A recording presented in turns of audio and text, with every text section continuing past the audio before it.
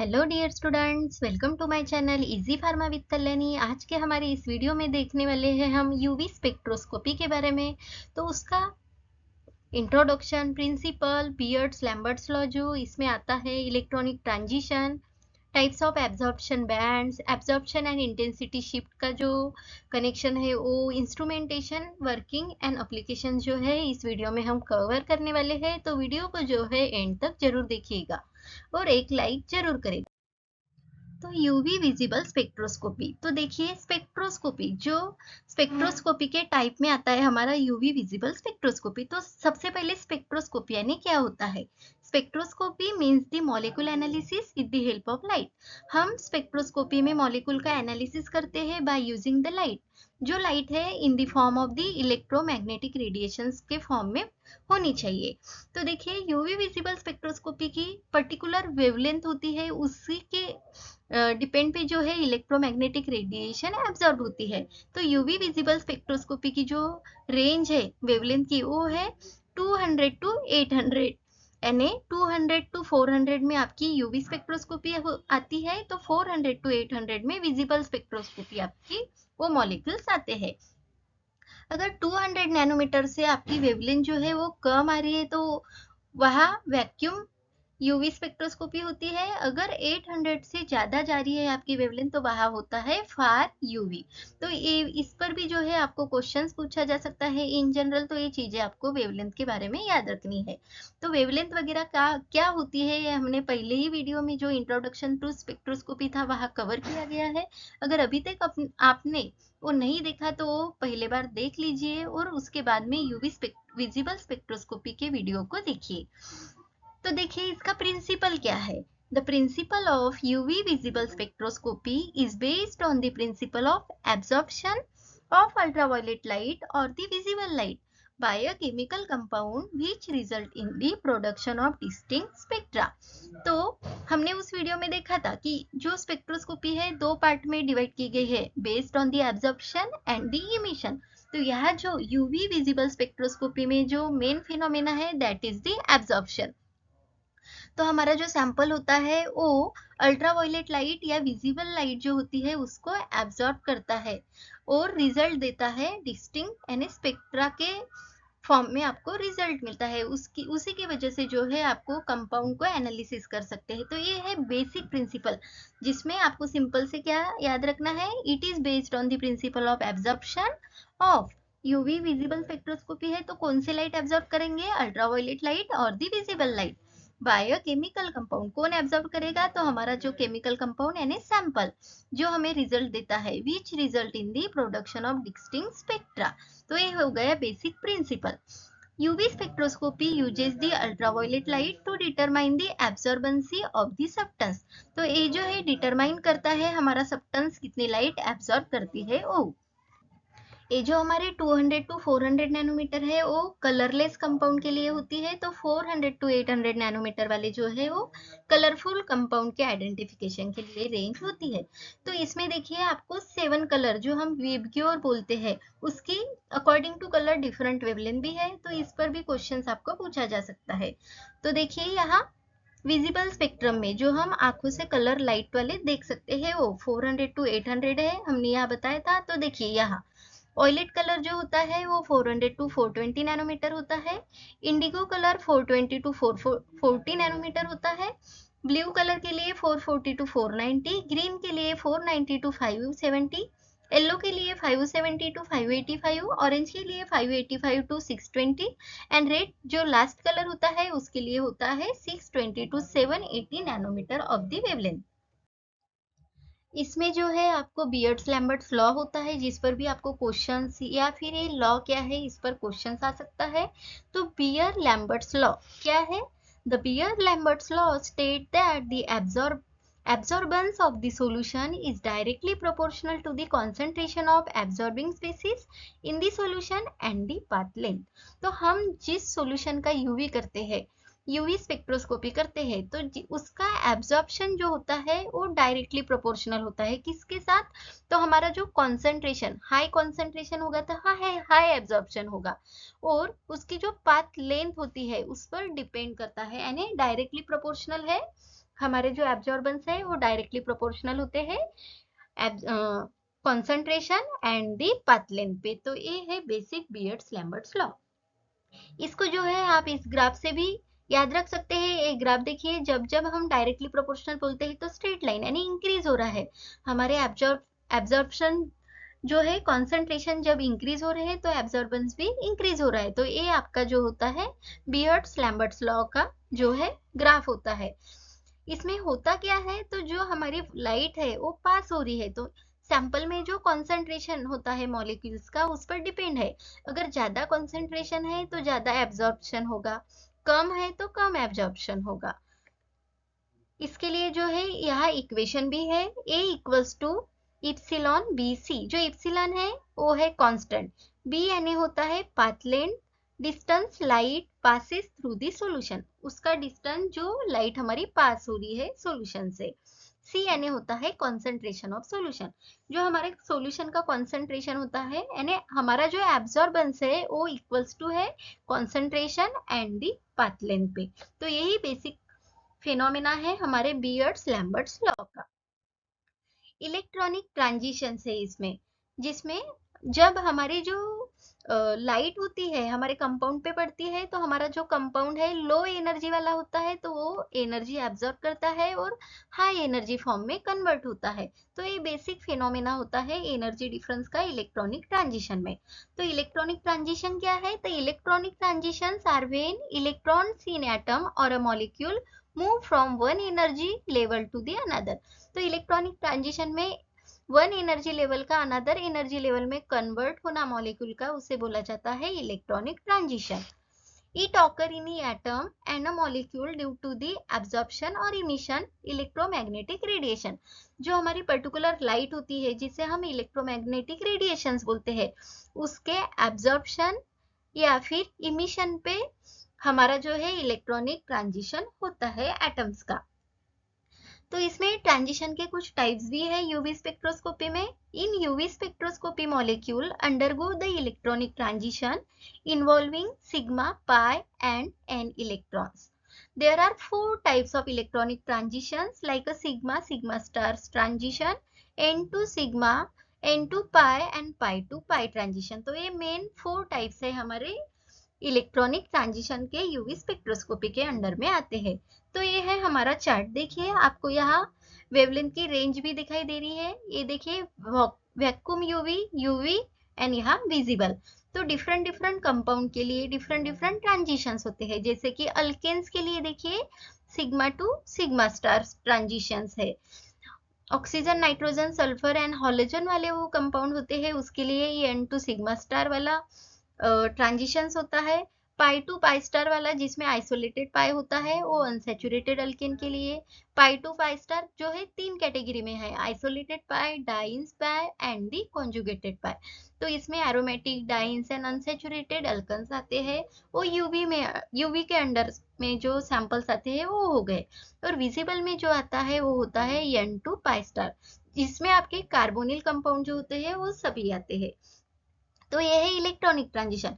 Basic क्या है, जब आपकी लाइट जो है सैंपल पे पड़ रही है तो वो एनर्जी चेंज हो रहा है, एनर्जी एब्जॉर्ब कर रहा है, उसके पास में एनर्जी नहीं थी, लाइट के आने से वो एनर्जी को एब्जॉर्ब कर रहा है और हाईएस्ट एनर्जी फॉर्म में चला जा रहा है।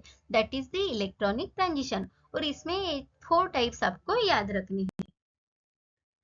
तो एब्जॉर्प्शन बैंड्स होते हैं जो इलेक्ट्रॉनिक ट्रांजिशन से हम जो है आइडेंटिफाई करते हैं। तो यहाँ देखिए 4 बैंड्स है, K band, R band, B band and the E band. तो के बैंड जो है वो पाई पाई स्टार के लिए यानी पाई पाई स्टार ट्रांजिशंस वाले के लिए के बैंड होता है। तो आपको क्वेश्चंस पूछा जा सकता है, in which bond there is a this electronic transition. तो पाई पाई स्टार वाला जो होता है वो के बैंड के लिए होता है। आर बैंड जो होता है तो वो एन पाई ट्रांजिशंस के लिए होता है। बी बैंड जो होता है वो पाई पाई डिग्री ट्रांजिशन के लिए होता है। और ई बैंड वाला जो होता है originate due to the electronic transitions in the benzenoid system of 3 ethylenic bonds which are close cyclic conjugation. तो बेसिकली आपको 4 बैंड्स प्रेजेंट होते हैं एब्जॉर्प्शन बैंड वो आपको पता होने चाहिए, और पाई पाई वाले एन पाई वाले कौन से के बैंड में कौन से आर बैंड में, ये दोनों बैंड ज्यादातर पूछे जाते हैं, तो ये आपको याद रखने हैं इसमें। इसके बाद में जो है इसमें एब्जॉर्प्शन एंड इंटेंसिटी शिफ्ट भी है, इस पर भी जो है बहुत ही इंपॉर्टेंट है और इस पर क्वेश्चंस आते ही आते हैं, तो ये भी आपको एक बार समझ लेना है।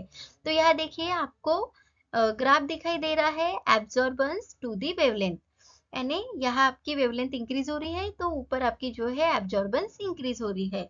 आप इस ग्राफ में देख सकते हैं लेफ्ट साइड में ब्लू शिफ्ट है, राइट में रेड शिफ्ट है, ऊपर हाइपरक्रोमिक इफेक्ट है तो नीचे हाइपोक्रोमिक इफेक्ट है। तो देखिए डिस्क्रिप्टिव टर्म दिए गए हैं जिस पर आपको क्वेश्चंस पूछा जाता है। तो बैथोक्रोमिक शिफ्ट, बैथोक्रोमिक शिफ्ट जो है उसे रेड शिफ्ट भी बोला जाता है, बी आर, इस तरह से भी आप याद रख सकते हैं। तो बैथोक्रोमिक शिफ्ट को रेड शिफ्ट बोला जाता है। रेड शिफ्ट कहाँ थी, तो यहाँ यानी राइट साइड में, तो ये हो गई टूवर्ड्स दी लॉन्गर वेवलेंथ। यहाँ देखिए आपकी वेवलेंथ जो है लॉन्गर है, यहाँ पे यानी शॉर्ट वेवलेंथ पे ब्लू शिफ्ट आती है, तो लॉन्गर वेवलेंथ पे आपकी आती है रेड शिफ्ट। तो बैथोक्रोमिक बी आर, बैथो यानी बैथोक्रोमिक तो बी से स्टार्ट हो रहा है तो ब्लू शिफ्ट शॉर्टर वेवलेंथ पे होती है, और रेड शिफ्ट जो है वो आपकी लॉन्गर वेवलेंथ पे होती है। तो बैथोक्रोमिक शिफ्ट यानी कि red shift towards the longer wavelength, hypochromic shift that is the blue shift which is towards the shorter wavelength. उसके बाद में हो ये आते हैं हमारे एब्जॉर्बेंस पे। देखिए hyperchromic effect and hypochromic effect, अगर हाइपोक्रोमिक यानी यहाँ कम एब्जॉर्बेंस है, हाइपरक्रोमिक इफेक्ट यानी यहाँ ज्यादा एब्जॉर्बेंस है, तो वही है हाइपरक्रोमिक इफेक्ट यानी towards the higher absorbance and hypochromic effect यानी टूवर्ड्स द लोअर एब्जॉर्प्शन। तो इस पर क्वेश्चन आता ही आता है, तो ये भी चीजें इस ग्राफ से आप जो है याद रख सकते हैं, तो ये भी करना है। उसके बाद में यहाँ हम इंस्ट्रूमेंटेशन देखने वाले हैं यूवी विजिबल स्पेक्ट्रोस्कोपी का। तो यहाँ पे देखिए कंपोनेंट्स कौन से होते हैं, तो sources, filter and monochromator, sample compartment जिसे हम सैंपल होल्डर बोलते हैं, detector and the recorder. Instrumentation में हमारा फर्स्ट पार्ट है that is the light source, source जिसमें हम लाइट यूज कर रहे हैं, कौन सी लाइट, तो UV radiation source and the visible radiation जिसमें विबग्योर आते हैं हमारे। तो देखते हैं कौन कौन से लैंप होते हैं, जैसे कि deuterium lamp, hydrogen lamp, tungsten lamp, xenon discharge lamp and mercury arc lamp.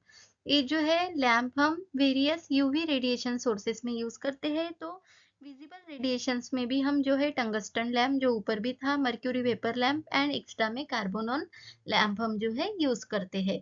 तो मोस्ट ऑफ दी लैंप हम जो यूज करते हैं सोर्स में वो दो है, that is the deuterium lamp and the tungsten halogen lamp. तो ड्यूटेरियम लैंप जो यूवी यूवी की रीजन 200 टू 400 के बिटवीन आपको वेवलेंथ सिलेक्ट करनी है, तो ड्यूटेरियम लैंप आपको यूज करना होता है। अगर आपकी वेवलेंथ जो है वो 400 टू 750 के इन बिटवीन में आ रही है, तो आप टंगस्टन हैलोजन लैम्प जो है यूज कर सकते हैं। तो most of the time this two sources are used in the UV visible spectroscopy. तो आपको क्वेश्चन आ सकता है which of the following is a source of UV visible spectroscopy. तो इन सभी लैम्प के नेम आपको पता होने चाहिए, deuterium, hydrogen, tungsten, xenon discharge and the mercury arc lamp. Light source के बाद हमारा नेक्स्ट जो होता है इंस्ट्रूमेंटेशन का part that is the monochromator. तो मोनोक्रोमेटर क्या करता है, तो ये कन्वर्ट करता है wide band polychromatic light radiation को narrow band of monochromatic light, यानी बहुत सारी लाइट जो है निकल रही होती है, तो हमारा जो मोनोक्रोमेटर का रोल क्या होता है, तो वो सिंगल लाइट सिलेक्ट करता है, यानी ऐसे भी बोल सकते हैं कि ये वेवलेंथ को सिलेक्ट करता है हमारा मोनोक्रोमेटर। तो इसमें मोनोक्रोमेटर के 3 टाइप्स होते हैं, filter, prism and the grating. तो यही है मोनोक्रोमेटर का मेन रोल क्या है, तो वो पॉलीक्रोमेटिक लाइट को मोनोक्रोमेटिक रेडिएशंस में जो है कन्वर्ट कर रहा है अकॉर्डिंग टू इट्स वेवलेंथ। उसके बाद में आता है हमारा सैंपल होल्डर, जो हमारी कवेट होती है स्क्वायर फॉर्म में। तो वो कवेट यानी होती है हमारी सैंपल होल्डर जिसे हम कवेट बोलते हैं, जो बनी होती है किस चीज से, तो क्वार्ट्ज से बनी होती है। क्वार्ट्ज से ही क्यों बनी हुई हम कवेट यूज करते हैं? क्योंकि जो क्वार्ट्ज होता है वो लाइट को एब्जॉर्ब नहीं करता। अगर वो लाइट को एब्जॉर्ब करेगा तो सैंपल तक वो पहुंचेगी नहीं लाइट। तो इसीलिए यहाँ हम लाइट जो है पास करते हैं। हमारी जो कवेट्स होती है वो क्वार्ट्ज से बनी होती है, उसी की वजह से ये लाइट को एब्जॉर्ब नहीं कर रहा है, यानी कि वो सैंपल में जा रही है लाइट। अगर ये लाइट को एब्जॉर्ब करता तो सैंपल थ्रू नहीं जाती। तो इसीलिए हम जो कवेट होती है वो मेडअप अप होती है हमारी क्वार्ट्ज से। उसके बाद में है डिटेक्टर। डिटेक्टर देखिए, डिटेक्टर का रोल क्या है? तो ये कन्वर्ट करते हैं light energy into the electrical signal. यहाँ हमारी लाइट पास हो रही है तो उसके बाद में सैंपल के बाद में डिटेक्टर होता है जो हमारे डिस्प्ले करता है रीड आउट डिवाइस यानी सिग्नल्स में। तो देखिए इसमें एग्जांपल्स है जैसे कि बैरियर लेयर सेल जिसे फोटोवोल्टाइक सेल बोलते हैं, photo tubes detector, photo multiplier tube detector and silicon photodiode detector. तो most of the time UV spectroscopy में यूज होने वाला डिटेक्टर है हमारा फोटो मल्टीप्लायर ट्यूब डिटेक्टर। तो इस पर भी क्वेश्चन आ सकता है। तो ये डिटेक्टर यूवी के है, ये आपको पता होने चाहिए। तो इसका वर्किंग क्या है? बहुत ही इंपॉर्टेंट है, प्रैक्टिकल बेस्ड। तो वर्किंग किस तरह का है? तो इस तरह सा सेटअप होता है जिसमें आपका लाइट सोर्स दिखेगा, वो मोनोक्रोमेटर से पास होगा, जिसमें आपका पॉलीक्रोमेटिक लाइट सिंगल में जो है वो पास होगी सैंपल थ्रू। तो सैंपल होल्डर है और लास्ट में हमारा आता है डिटेक्टर, जो हमने इंस्ट्रूमेंटेशन में देखा वही जो है मैकेनिज्म हम यहाँ इन वर्किंग देखने वाले हैं। तो देखिए, first is lamp provide the source of light. जो हमारा लैम्प होता है वो सोर्स ऑफ लाइट हम यूज करते हैं। उसकी लाइट की बीम होती है, beam of light strike the monochromator and separate the light into its wavelength. तो वो लाइट जो है मोनोक्रोमेटर पे स्ट्राइक होती है और सेपरेट करता है अकॉर्डिंग टू वेवलेंथ लाइट को।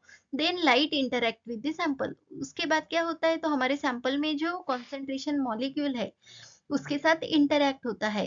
From this point detector measure the transmittance and the absorbance of the sample. यानी हमारे जो सैंपल में मॉलिक्यूल्स है तो कितने मॉलिक्यूल्स ने लाइट को ट्रांसमिट किया या कितने मॉलिक्यूल ने एब्जॉर्ब किया, वो आपको ये डिटेक्टर मेजर करता है।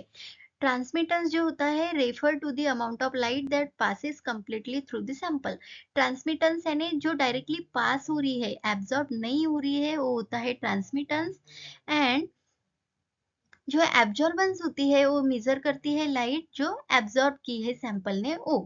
तो detector senses the light being transmitted through the sample this information into the digital display. तो डिटेक्टर डिटेक्ट करने के बाद डिजिटल डिस्प्ले होता है कंप्यूटर पे। तो वह आपको डिस्प्ले होता है कि स्पेक्ट्रा वगैरह, वहां से आप कंपाउंड एनालिसिस कर सकते हैं। तो ये है simple working of UV visible spectroscopy. उसके बाद में इसके कुछ एप्लीकेशंस है जैसे कि डिटर्मिनेशन ऑफ इम्प्योरिटी। किसी सैंपल में इम्प्योरिटी प्रेजेंट है तो उसको डिटरमाइन करने के लिए यूवी स्पेक्ट्रोस्कोपी यूज करते हैं। Determination of highly conjugated compound and biological macromolecules, structure elucidation of organic compound, distinction between conjugated and non conjugated system, detection of functional group. अगर आपके कंपाउंड पे एसिडिक है, बेसिक है, वो फंक्शनल ग्रुप से ही identify होता है। तो फंक्शनल ग्रुप का आइडेंटिफिकेशन या डिटेक्शन के लिए हम यूवी स्पेक्ट्रोस्कोपी यूज करते हैं। Determination of transmission metal ion, transitions metal ion जो होते हैं उसका determination. Determination of configuration of geometrical isomer. And last application is that examination of polynuclear hydrocarbon. जितने भी पॉलीन्यूक्लियर हाइड्रोकार्बन है उसके एग्जामिन के लिए जो है हम यूवी विजिबल स्पेक्ट्रोस्कोपी यूज करते हैं। तो ये था हमारा complete video regarding UV visible spectroscopy. Thank you dear students for watching the video. Video अच्छा लगे तो लाइक जरूर करें, अपने दोस्तों के साथ शेयर करें ताकि उनको भी जो है एग्जाम्स के लिए हेल्प हो। हमारा जो है टेलीग्राम पे easy pharma with Kalyani group है, इंस्टाग्राम पे चैनल भी है, वहां भी ज्वाइन हो ताकि आपको रेगुलर बेसिस पे क्विज है, कुछ हम टेस्ट अवेलेबल करते हैं फ्री, तो उसका बेनिफिट आपको मिले। Thank you.